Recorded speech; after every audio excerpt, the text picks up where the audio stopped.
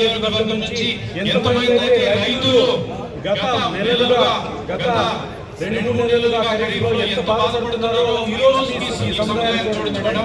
మేము ఈ రోజు పార్టీ తరఫున ర్యాలీ చేయాల్సిన అవసరం లేదు. ఎందుకంటే రెవెన్యూ డిపార్ట్మెంట్ వాళ్ళు మీరే చొరవ తీసుకొని ఈ 2 నెలల ముందే యూరియా కొరత లేకుండా చూడొచ్చు మేడం. కానీ ఈ రోజు చేతులు జారిన తర్వాతే రైతులందరూ కూడా కాడిని వదిలేసి రోడ్డు మీదకి వచ్చారు.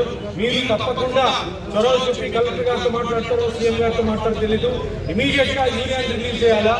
ఒక్కొక్క రైతుకి 5-6 ఎకరాలు ఉంటే ఒక బుక్ మీద ఒక ప్యాకెట్ వేస్తున్నారు. ఒక ఎకరాకి 3-4 ప్యాకెట్ అవసరం ఉంటే ఆ ఒక ఎకరాకి అర ప్యాకెట్ 1/4 ప్యాకెట్ వేసి ఎకరాల పొలాలు సాగిస్తారో చూడండి మేడం. మనందరము ఈ రైతులు బాగుంటేనే మనకి ఆహారం దొరుకుతుంది. ఈ రైతులు బాగుంటేనే మనకి అభివృద్ధి చేస్తుంది.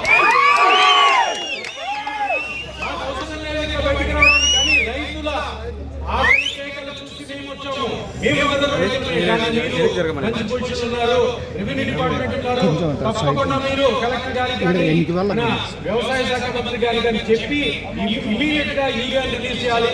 ఎవరు కూడాను ఏ రైతు కూడాను ఏ సొసైటీ దగ్గర ఏ మార్కెట్ దగ్గర ఏ తెలుగుదేశం కార్యకర్త ఇంటి దగ్గర వేచి చూడకూడదు. వాళ్ళకి రావాల్సిన యూరియా 2019 నుంచి 2024 వరకు జగన్ గారు ఏ విధంగా అయితే ఆర్బికేల ద్వారా సరఫరా చేశారో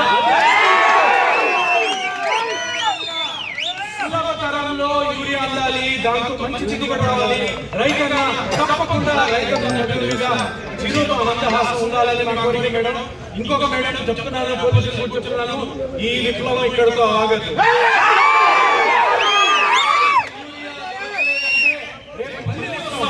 మళ్ళీ రైతులు వెంబడి ఉంటావు.